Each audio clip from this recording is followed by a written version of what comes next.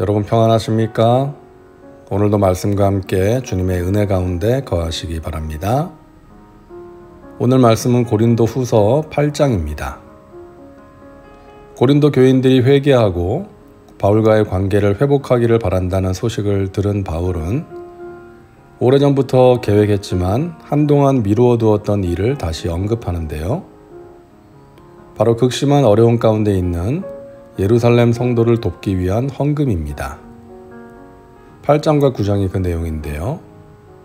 형제들아, 하나님께서 마게도냐 교회들에게 주신 은혜를 우리가 너희에게 알리노니. 바울은 하나님이 마게도냐 교회들에게 주신 은혜를 고린도 교인들에게 알리고자 합니다. 바울은 2차 선교 여행 때 마게도냐 지역에 있는 빌립보와 데살로니가 그리고 베레아에 교회를 세웠는데요. 하나님이 이 교회들에게 은혜를 주셨다고 말합니다. 바울이 말하는 은혜는 그들이 예루살렘 성도들을 돕고자 하는 마음을 가진 것을 말합니다.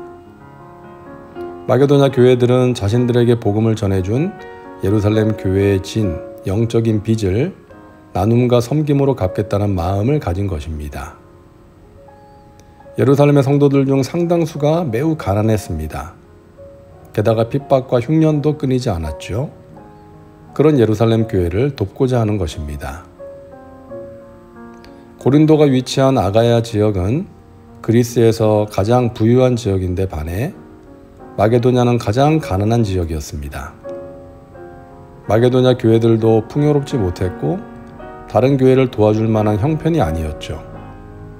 그래서 바울은 마게도냐 교회가 환난의 많은 시련 가운데 있고 극심한 가난을 겪고 있다고 말한 것입니다. 하지만 그들에게는 넘치는 기쁨이 있었습니다.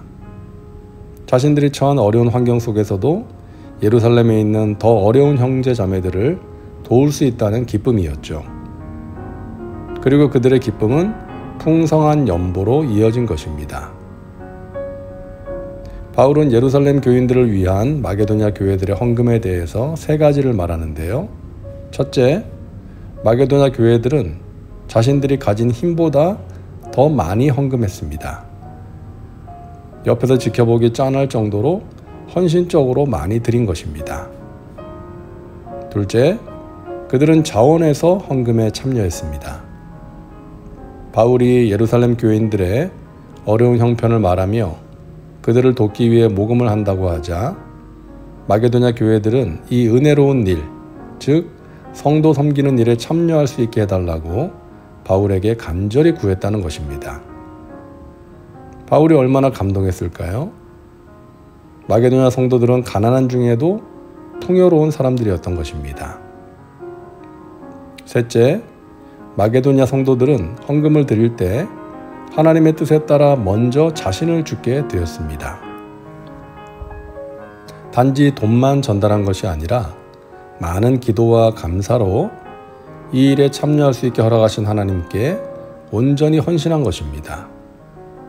그런 다음 모금한 돈을 예루살렘 성도들을 돕는 일에 써달라고 바울에게 부탁한 것이죠. 이렇게 형편이 어려움에도 불구하고 마게도냐 교회가 은혜 가운데 헌금에 동참하자 바울은 고린도 교회도 그렇게 해주길 바라는 마음이 생긴 것이죠.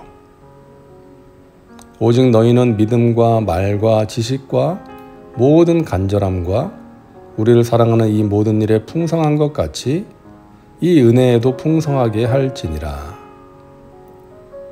고린도의 성도들이 믿음과 지식과 모든 간절함과 바울과 일행들을 사랑하는 마음이 풍성한 것처럼 어려운 예루살렘 교회를 돕는 일에도 풍성하게 참여하기를 바라는 것입니다.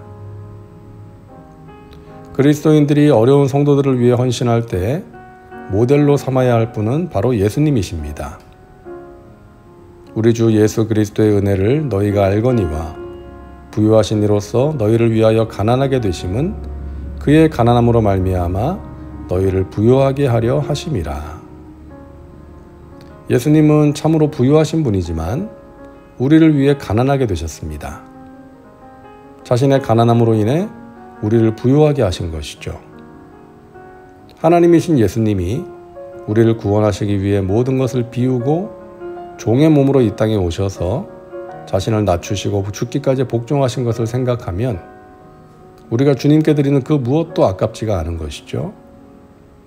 그분의 가난하게 되심과 십자가 죽음으로 인해 우리가 하나님의 자녀가 되는 축복을 누리게 되었기 때문입니다.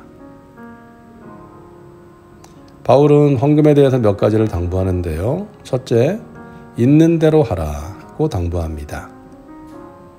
의욕이 앞서서 무리하면서까지 하지 말고 자기 형편에 따라 하라는 것이죠. 남들보다 형편이 나은 사람은 더 많이 하고 형편이 어려운 사람은 적게 해도 된다는 것입니다.